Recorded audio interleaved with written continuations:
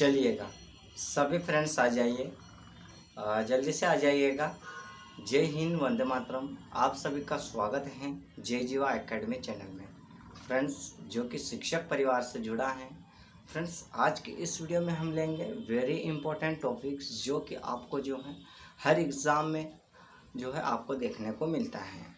तो जैसे हम बात करते हैं कि आज का जैसे हमने टॉपिक लिया है, तो आज भी आपको हम हिंदी साहित्य जो है व्यंजन, हम व्यंजन से जो हम टॉपिक लिए हैं, तो अगर आपको एग्ज़ाम में ये क्वेश्चन आता है कि उच्चारण की दृष्टि से व्यंजन के भेद होते हैं, तो व्यंजन के भेद जो होते हैं वो कितने होते हैं? वो 4 प्रकार के होते हैं। कितने होते हैं? 4 प्रकार के होते हैं। और अगर ये पूछ ले कि हिंदी वर्णमाला में कुल व्यंजन जो होते हैं वो कितने होते हैं, तो वो 33 होते हैं। कितने होते हैं? 33 होते हैं। अब ये पूछा जाएगा कि जो है उच्चारण की दृष्टि से जो व्यंजन के भेद होते हैं वो कौन कौन से होते हैं, तो वो जैसे हम देखते हैं, तो जैसे हमारा स्पर्श व्यंजन हो गया, अंतस्थ व्यंजन हो गया, फिर हमारा एक कौन सा हो जाएगा, उष्ण व्यंजन हो जाएगा, या संयुक्त व्यंजन हो जाएगा। तो इन सारे को जो होते हैं, मतलब इनके जो होते हैं वो अलग अलग क्या होते हैं, इनको जो है बोले जाने का जो मतलब स्वर जो होता है वो अलग अलग होते हैं। इनके जो वर्ग होते हैं वो अलग अलग होते हैं। तो जैसे हम बात करते हैं, बट क्लास स्टार्ट करने से पहले अगर आप जय जीवा एकेडमी चैनल में नए हों तो चैनल को जो है सब्सक्राइब कर लीजिएगा और अपने फ्रेंड्स में शेयर कर दीजिएगा। फ्रेंड्स, सब्सक्राइब करने का रीज़न ये है कि हम जो है हर रोज़ नए नए वीडियोस आपके लिए लेकर आते हैं, वो आप तक सबसे पहले पहुंच जाएं। फ्रेंड्स, पिछले कुछ दिनों से जो है हम क्लासेस नहीं ले पा रहे थे, उसका रीज़न ये था कि जैसे हमारे पास जो है अभी आप लोगों को पता होगा कि अभी जो है टेंथ और ट्वेल्थ जो है, ट्वेल्थ मतलब टेंथ ट्वेल्थ की जो है एग्ज़ाम चल रही थी। रुक जाना नहीं कि जो है एग्ज़ाम चल रही थी, तो उसमें से जो है टेंथ ट्वेल्थ के बच्चे जो थे, बहुत सारे बच्चे ऐसे थे जिन्होंने क्या किया, मतलब रिजल्ट जो था उनका ख़राब था। तो इसलिए जो है अभी हम कुछ दिनों से उनको समय दे रहे थे, इसलिए जो है हम आपको समय नहीं दे पाए। तो आज से जो है हमारी क्लासेस जो है आप तक जो है डेली मिलती रहेगी। अगर आप हमारी एकेडमी में नए हों तो एकेडमी को सब्सक्राइब कर लीजिएगा और अपने प्यारे फ्रेंड्स में शेयर कर दीजिएगा। अब जैसे हम बात करते हैं, क्लास हमारी स्टार्ट करते हैं। बाकी बातें हो चुकी हैं, ठीक है, थोड़ा ध्यान से देखिएगा। आपको जो है हम हर क्लास में कहते हैं कि आप जितने अच्छे से थ्योरी पढ़ोगे उतने आपके जो है क्वेश्चनों के आंसर बनाते आएंगे। तो जैसे हम बात करते हैं, तो व्यंजन जो होता है, तो व्यंजन किसे कहते हैं, तो स्वरों की सहायता से बोले जाने वाले वर्ण क्या कहलाते हैं? व्यंजन। किसकी सहायता से? स्वर की सहायता से जो बोले जाते हैं, जो वर्ण बोले जाते हैं, उनको हम क्या कहते हैं? व्यंजन कहते हैं। और हिंदी वर्णमाला में जो कुल व्यंजन की जो संख्या होती है वो कितनी होती है? तो 33 होती है। अब ये जो है हिंदी वर्णमाला के अनुसार 33 जो होती है, इसके क्या होती है? कुल व्यंजन होते हैं। बट हम बात करते हैं उच्चारण की दृष्टि से, अगर बात की जाए तो व्यंजन 4 प्रकार के होते हैं। 4 प्रकार कौन कौन से होते हैं? पहला हमारा स्पर्श व्यंजन हो गया, दूसरा अंतस्थ व्यंजन हो गया, तीसरा उष्ण व्यंजन हो गया, और चौथा हमारा हो गया संयुक्त व्यंजन। तो फ्रेंड्स, ये जो हमारे व्यंजन होते हैं, अब हम इनका जो है एक एक के बारे में जो है अच्छे से समझेंगे, ठीक है। अब जैसे हम बात करते हैं, पहला हमने लिया है स्पर्श व्यंजन। कौन सा लिए हैं? स्पर्श व्यंजन। अब स्पर्श व्यंजन के जो हमारे जो मतलब क्या होते हैं, स्पर्श व्यंजन के क्या होते हैं, तो इसके जो होते हैं हमारे भाग होते हैं, ठीक है ना। तो जैसे हम बात करते हैं तो हमारे कौन कौन से होते हैं, तो जैसे कंठ, तालव्य, मूर्धा, दंत और ओष्ठ। अब कंठ की बात की जाए तो कंठ मतलब गले के नीचे जो कंठ होता है उसकी सहायता से बोला जाता है। तालव्य मतलब एक दूसरे के ताल से ताल मिलाना। दंत मतलब दांत से। मूर्धा मतलब मुंह से। और ओष्ठ मतलब होठ से, ठीक है। के परस्पर स्पर्श से बोले जाने वर्णों को वर्ण स्पर्श व्यंजन कहलाते हैं। क्या कहलाते हैं? स्पर्श व्यंजन कहलाते हैं। और स्पर्श व्यंजन होते हैं, स्पर्श व्यंजनों की जो संख्या होती है वो कितनी होती है? 25 होती है। तो इसमें से शुरू के जो वर्ग होते हैं वो 5 होते हैं। वर्ग कौन से होते हैं को थोड़ा ध्यान से देखिए। से हो गया, फिर गया, सॉरी, क से कंठ हो गया, त से तालव्य हो गया, म से मूला हो गया, ठीक है ना, द से दंत हो गया, और बट इसके जो होते हैं होते हैं क वर्ग, ट वर्ग और त वर्ग और प वर्ग। तो हम बात करते हैं क वर्ग में हमारे स्पर्श व्यंजन होते हैं, कौन से होते हैं, क ख ग अंग हो गए। फिर हम बात करें च में, च में हमारे होते हैं च, छ, य, झ, ई। मतलब किसकी बात, मतलब जो होठ होते हैं उसके सहायता से। ट वर्ग में जैसे हम बात करते हैं ट, ठ, ड, ढ, अण, मतलब जो है हम जीवा से कर रहे, किससे, मतलब हमारी जीभ से। फिर जैसे हम बात करते हैं ट में, तो ट वर्ग में हमारे सॉरी प में क्या है, प, फ, भ, म। अब ये जो है हमारी होठ की सहायता से जो है इसको जो है हम मतलब इसके स्वर को हम निकाल रहे हैं। तो ये हमारे जो थे स्पर्श व्यंजन। अब उसी तरह हम बात करते हैं अंतस्थ व्यंजन। अब अंतस्थ व्यंजन की जब बात की जाती है तो अंतस्थ व्यंजन किसे कहते हैं, अंतस्थ व्यंजन कितने होते हैं, ये सारी चीज़ें जो है आपको एग्जाम में देखने को मिलती है। अगर आपको पूछ ले कि अंतस्थ व्यंजन के भाग होते हैं या अंतस्थ व्यंजन होते हैं तो कितने होते हैं, 4 होते हैं, या अंतस्थ व्यंजन का हम उच्चारण कर सकते हैं तो किसके सहायता कर सकते हैं, तो ये जो सारी चीज़ें जो होती है आपको एग्जाम में आती है। अब हम बात करते हैं अंतस्थ व्यंजन। तो अंतस्थ व्यंजन जो क्या होता है कि जिन वर्णों का उच्चारण सॉरी, जिन वर्णों का उच्चारण स्वरों और व्यंजनों के बीच स्थित हो उसे हम क्या कहते हैं, अंतस्थ व्यंजन। मतलब इनका जो है मतलब अंतस्थ व्यंजन का कहने का ये है कि जैसे हम स्वर और व्यंजन दोनों का क्या हो, इनके बीच में जो होता है वो क्या होना चाहिए, इनके बीच में स्थिर होना चाहिए, उससे हम क्या कहते हैं, तो उससे हम कहते हैं, क्या कहते हैं, अंतस्थ व्यंजन कहते हैं। क्या कहते हैं, अंतस्थ व्यंजन कहते हैं। अब आगे देखिएगा, आगे भी जो है थोड़ा आपको जो है क्लियर हो जाएगा, इसलिए जो है आपको हम बार बार कहते हैं कि थोड़ा ध्यान से पढ़िएगा, आपको अच्छे से समझ में आएगा। अब हम बात करते हैं यानी जिन व्यंजनों का उच्चारण करते समय भीतर से बाहर की ओर सगती लगती है। मतलब अंतस्थ व्यंजन में क्या होता है कि जिन व्यंजनों का मतलब हम इस्तेमाल उपयोग करते हैं तो हमारी जो है मतलब अंदर से जो है बाहर की ओर मतलब ताकत लगती है, सख्ती लगती है, ठीक है ना। जैसे हम बात करते हैं तो अंतस्थ व्यंजन के जो भेद होते हैं वो 4 भेद होते हैं। वो 4 भेद कौन कौन से होते हैं, तो जैसे य र ल व, क्या हो गया, य र ल व, मतलब य र ल व, य र ल व, ठीक है। तो ये जो थे हमारे अंतस्थ व्यंजन के। अब हम बात करते हैं, तो अब हम बात करते हैं आगे का जो हमारा होता है उष्ण व्यंजन। कौन सा होता है, उष्ण व्यंजन, ठीक है। ये सारी चीजें आपको जो है समझ में आ गया होगा, ठीक है ना फ्रेंड्स। और फ्रेंड्स एक बात और जो है आपसे हम कहना चाहते हैं कि अगर आप जयजीवा एकेडमी चैनल में नए हों तो चैनल को जो है जल्दी से जल्दी सब्सक्राइब कर लीजिएगा और अपने प्यारे फ्रेंड्स में शेयर कर दीजिएगा। फ्रेंड्स आपको जो है अगर आप सीटेट की एग्ज़ाम दे रहे हो या अगर आप एमपी टेट की दे रहे हो, यूपी टेट की दे रहे हो, आप हर एक जैसे मतलब आप हर एक व्यापम से रिलेटेड जो भी एग्ज़ाम दे रहे हो उसमें जो है आपको ये सारी चीज़ें देखने को मिलेगी। तो जैसे अभी हम बात करते हैं तो हमारा कौन सा होता है, उष्ण ये उष्ण व्यंजन। कौन सा होता है, उष्ण व्यंजन। तो उष्ण व्यंजन क्या है, तो जिन क्या है, थोड़ा ध्यान से देखिएगा फिर आपको जो है समझ में आ जाएगा। जिन व्यंजनों क्या है, जिन व्यंजनों के उच्चारण क्या है, उच्चारण में हवा के, किसके, हवा के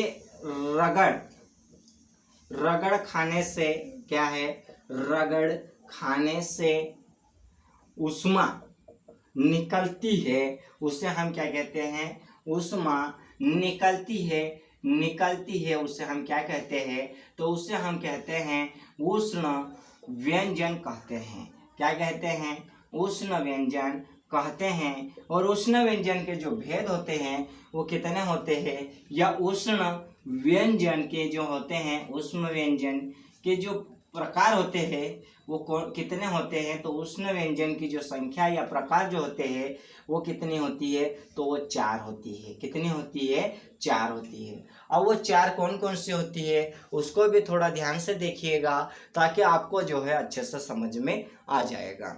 बट इसको जो है, जैसे हम जो इसकी डेफिनेशन समझते हैं कि उष्ण व्यंजन की जो डेफिनेशन यानी कि इसकी परिभाषा जो होती है वो क्या है, उसको भी थोड़ा ध्यान से देखिएगा।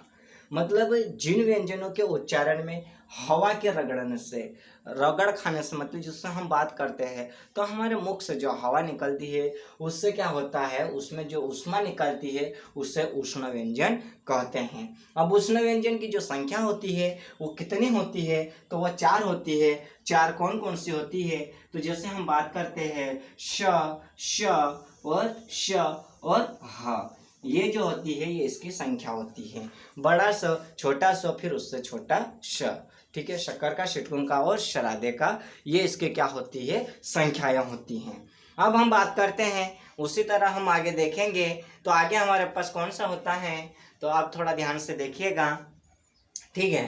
तो जैसे अभी हम बात करते हैं संयुक्त व्यंजन, कौन सा होता है, संयुक्त व्यंजन होता है, ठीक है। अब संयुक्त व्यंजन जो है वो क्या है उसको भी थोड़ा ध्यान से देखिएगा। अगर देखिए फ्रेंड्स, अगर आप नोट्स तैयार करना चाहते हो तो ये हिंदी साहित्य की जो है हमारी 2nd क्लास है, और उसके बाद जो है फ्रेंड्स हम जो है इसके ऑब्जेक्टिव भी आपको करवाएंगे, तो आप नोट्स भी तैयार कर सकते हो, ठीक है ना। ये हमारी हिंदी साहित्य की कौन सी क्लास है, तो ये क्लास नंबर कौन सी है, तो क्लास नंबर हमारी कौन सी है, 2nd क्लास है। आप नोट्स भी तैयार कर सकते हो, ठीक है ना। अब देखिएगा, संयुक्त व्यंजन की जब हम बात करते हैं तो 2 व्यंजनों के मतलब क्या है, 2 व्यंजनों के मेल में बना, सॉरी इसके जो है हम पगड़ी नहीं पहना रहे हैं, इनको हम जो है पगड़ी पहनाना भूल जाते हैं, तो इससे जो है आप परेशान मत होइएगा, ठीक है ना। क्योंकि देखिएगा, पगड़ी पहनाना अगर भूल गए हैं तो आप जो है पगड़ी पहना सकते हैं, ऐसी कोई दिक्कत नहीं है कि हम नहीं पिनाए तो आप भी नहीं पिनाओगे, ठीक है ना। और सॉरी, हाँ, संयुक्त व्यंजन क्या है, व्यंजन को हम क्या कहते हैं, व्यंजन जो हमारा होता है वो संयुक्त व्यंजन कहलाता है। क्या होता है, कहलाता है या कहलाते हैं, ठीक है। अब जैसे संयुक्त व्यंजन की जब हम बात करते हैं तो इनकी जो संख्या होती है, वो कितनी होती है, तो संख्या 4 होती है। कितनी होती है, 4 होती है। अब 4 कौन कौन सी होती है, तो जैसे हम छ, त्र, फिर हमारी कौन सी हो गई, ज्ञ और श्र, ये हमारी जो होती है संयुक्त व्यंजन की संख्या होती है। बट इसके जो है एक बार फिर से जो है हम आपको जो है रिवाइज करवा देते हैं कि संयुक्त व्यंजन की जो है परिभाषा क्या है, उसको थोड़ा ध्यान से देखिएगा। तो संयुक्त व्यंजन की जो परिभाषा होती है वो क्या है, तो 2 व्यंजनों के मेल में बना व्यंजन। कितने व्यंजनों के, 2 व्यंजनों के मेल से, मतलब आपस में, मतलब जैसे एक कोई सा भी अक्षर ले लो, जैसे छ जो हो गया, तो छ हमारा क्या हो गया, तो 2 व्यंजन से मिलकर बना होता है, उसे हम क्या कहते हैं, तो उसे संयुक्त व्यंजन कहते हैं। जैसे समझाते हैं, थोड़ा ध्यान से देखिएगा, आपको जो है क्लियर हो जाएगा। कोई भी जो है दिक्कत हो तो आप कमेंट करके पूछ सकते हो कि आपको मतलब ऐसी प्रॉब्लम हो रही है। जैसे हम बात करते हैं संयुक्त व्यंजन की जो मतलब संख्याएं होती है वो 4 होती है। 4 हमारी कौन कौन सी, जैसे छ, त्र, ज्ञ और श्र। अब बात करते हैं जो छ होता है ये 2 व्यंजन के मेल से बना है। कौन कौन से, 2। जैसे छ की हम बात करते हैं तो क प्लस श, ये जो है श बना है तो हमारा किससे बना है, क प्लस श, मतलब 2 व्यंजन से मिलकर एक बना है, ठीक है। अब उसी तरह हम बात करते हैं त्र की बात करते हैं, किसकी बात करते हैं, त्र की। तो त्र जो हमारा बना है त धन र, किससे बना है, त धन र से। उसी तरह हम बात करते हैं ज्ञ की, तो ज्ञ हमारा किससे बना है, ज धन इ, क्या किससे बना है, ज धन इ, ठीक है। अब इसी तरह से जो है एक और हमारा बच्चा है श्र। अब श्र जो बना है तो श्र किससे बना है, तो श धन र, अब देखिएगा, दो दो व्यंजनों से मिलकर जो है बने हैं, तो उसे अगर आपसे एग्जाम में पूछ ले कि दो व्यंजनों से मिलकर बने व्यंजनों का हम क्या कहते हैं, तो संयुक्त व्यंजन कहते हैं। और संयुक्त व्यंजन की संख्या कितनी होती है, तो वो 4 प्रकार, मतलब 4 संख्याएं होती है। अब उसी तरह हम बात करते हैं आगे और थोड़ा, ठीक है। आप लोगों को जो है हमारे साथ जो है शुरू से अंत तक बने रहना है, ताकि आपको जो है अच्छे से क्लियर हो जाए, किसी भी तरह से जो है आपको दिक्कत ना आए। एग्जाम में अगर आपको कहीं से भी क्वेश्चन उठा के दे दे तो आप जो है परेशान ना होना पड़े आपको जो है फ्रेंड्स, हर एग्जाम में, जैसे MPPSC UPPSC जिसकी भी आप मतलब तैयारी कर रहे हो, हिंदी साहित्य जो होता है वो क्या होता है, सभी में एक समान होता है, ठीक है। अब देखिएगा, अब हम देखते हैं तो श्वास वायु कौन सा होता है, श्वास वायु। अब श्वास वायु का मतलब आप समझ गए होंगे कि सांस वायु के मतलब कैसे, श्वास वायु के आधार पर वर्णों का वर्गीकरण, आधार पर क्या है, आधार पर जो होता है वो वर्णों का वर्गीकरण किया गया है। क्या किया गया है, वर्णों का वर्गीकरण किया गया है। तो जैसे श्वास मतलब हम जो सांस लेते, जो वायु निकलती है, उसके आधार पर जो है वर्णों का जो वर्गीकरण किया गया है वो कौन कौन से हैं। तो जैसे हम बात करते हैं, थोड़ा ध्यान से देखिएगा, आपको जो है क्लियर हो जाएगा, ठीक है। अब जैसे इसके आधार पर जब हम बात करते हैं तो कौन कौन से होते हैं, तो जैसे हमारा हो गया, पहला हमारा हो गया महाप्राण, कौन सा हो गया, महाप्राण। और दूसरा हमारा कौन सा हो गया, तो दूसरा हमारा हो गया फ्रेंड्स अल्प प्राण, कौन सा हो गया, अल्प प्राण। अब ये जो दोनों प्राण होते हैं, प्राण जो होते हैं वो दोनों कैसे होते हैं, बस इसमें जो है एक में महाप्राण और दूसरे में लगा हुआ है अल्प प्राण। तो जैसे हम बात करते हैं अल्प प्राण, तो अल्प प्राण क्या है, अल्प प्राण किसे कहते हैं, महाप्राण क्या है, महाप्राण किसे कहते हैं, महाप्राण होते कौन कौन से हैं, या अल्प प्राण होते कौन कौन से हैं, ये सारी चीजें जो है हम आपको बताएंगे। तो ठीक है, थोड़ा ध्यान से देखिएगा, अच्छे से समझ में आएगा, आपको जो है दिक्कत बिल्कुल भी नहीं होगी, ठीक है ना। तो फ्रेंड्स इसको जो है अभी जो है हम बताते हैं, ठीक है ना। बट फ्रेंड्स एक सेकंड के लिए जो है आप लोग जो है नजर मारिएगा, ठीक है, फिर हम और बताते हैं।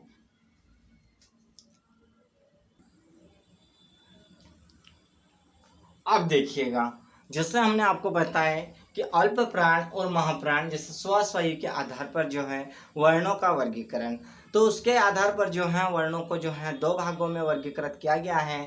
पहला हमारा अल्प प्राण और दूसरा हमारा हो गया महाप्राण। तो इसको जो है थोड़ा ध्यान से समझिएगा, आपको जो है अच्छे से समझ में आएगा। अब जैसे हम बात करते हैं अल्प प्राण, तो अल्प प्राण क्या दिया हुआ है, अल्प प्राण क्या है, अल्प प्राण कौन कौन से हैं, ये सारी चीजें हम देखते हैं। तो जैसे हम बात करते हैं कि जिन वर्णों के उच्चारण में श्वास वायु कम मात्रा में मुख से बाहर निकलती है, मतलब हम जिस वर्णों का उच्चारण करते हैं तो जब हमारे मुख से जो है वायु जो है कम मात्रा में निकलती है, उसे हम क्या कहते हैं, अल्प प्राण ध्वनियां कहते हैं। जैसे हम देखते हैं तो जैसे हमारे पास हो गया क वर्ग, च वर्ग आदि का जो है पहला, तीसरा, पांचवा वर्ण होता है, ठीक है। जैसे हम बात करते हैं क, ग, अंग, ड, च, ज, इ, त्र आदि तथा र, ल, व और सभी क्या है, ये स्वर अल्प प्राण है। कैसे है, स्वर अल्प प्राण। आपको बस इतना याद रखना है, अल्प प्राण में क्या होता है कि जिन वर्णों का उच्चारण हम करते हैं, तो वर्णों का उच्चारण करते वक्त क्या होता है, मुख से जो है हवा कैसे होना चाहिए, कम मात्रा में बाहर आना चाहिए, उसे हम अल्प प्राण कहते हैं। और महाप्राण किसे कहते हैं, तो जिन वर्णों के उच्चारण के लिए क्या होता है, श्वास वायु अधिक मात्रा में मुख से बाहर निकलती है, उसे हम क्या कहते हैं, महाप्राण। मतलब जैसे हम वर्णों का इस्तेमाल करते हैं, उच्चारण करते हैं, और जैसे हमारे मुंह से जो क्या होती है, ज्यादा मात्रा में जो है वायु निकलती है, हवा निकलती है। तो जैसे हम बात करते हैं, जैसे हमारा जैसे घ, अंग, ये घ, छ, झ, तो हम जो ऐसे बात करते हैं और ऐसे वर्णों का हम उच्चारण करते हैं, तो हमारे मुख से जो होती है हवा कैसे होती है, ज़्यादा बाहर आती है। तो जब ज़्यादा बाहर आती है, ऐसा अगर आपको जो है कहीं पे भी देखने को मिल जाए तो महाप्राण, और जहाँ कम हो रही है तो वहाँ अल्प प्राण, ठीक है। तो फ्रेंड्स आज की ये जो क्लास थी, हमने व्यंजन से जो है आज के जो टॉपिक था आज की क्लास का व्यंजन का, वह हमने आपको जो है क्लियर करवा दिए। बट फ्रेंड्स अगर आप JGY एकेडमी चैनल में नए हों तो चैनल को सब्सक्राइब कर लीजिएगा और अपने प्यारे फ्रेंड्स में शेयर कर दीजिएगा। ठीक है ना फ्रेंड्स? फ्रेंड्स आपको समझ में आया? आप जो है कमेंट करके बताइएगा, ठीक है ना। और फ्रेंड्स आप जो है ना कमेंट नहीं करते हो तो कमेंट कर दीजिए, करिएगा, ताकि जो है आप कमेंट करते हो तो हमारी एकेडमी के जो है उत्सुकता बढ़ती है, मतलब हौसला बढ़ता है। ठीक है, जिससे हम मतलब हर रोज़ जो है आपके लिए नए नए वीडियो लेकर आते रहते हैं। तो इसलिए जो है आप कमेंट कर दीजिएगा। अगर आप अच्छे भी कमेंट करोगे, बुरे भी कमेंट करोगे, तो हम जो है आपका अगर अच्छा कमेंट होगा या अगर आपका कुछ सवाल होगा तो हम उसका जो है सॉल्यूशन निकालेंगे, और अगर आपका बुरा कमेंट होगा तब भी हमको जो है कहीं बुरा नहीं लगेगा। ठीक है, तो फ्रेंड्स आई होप आपको समझ में आया होगा। और इसी के साथ अब हम मिलते हैं नेक्स्ट वीडियो में, जो कि आज की इस क्लास को हम यहीं समाप्त करते हैं। तब तक के लिए फ्रेंड्स आप सभी फ्रेंड्स को जय हिंद एंड गुड नाइट एंड शुभ रात्रि फ्रेंड्स नोट्स भी आप तैयार कर सकते हो, आपके लिए जो है हाजिर मतलब आपके लिए जो है हर क्लासेस जो है हाजिर हैं।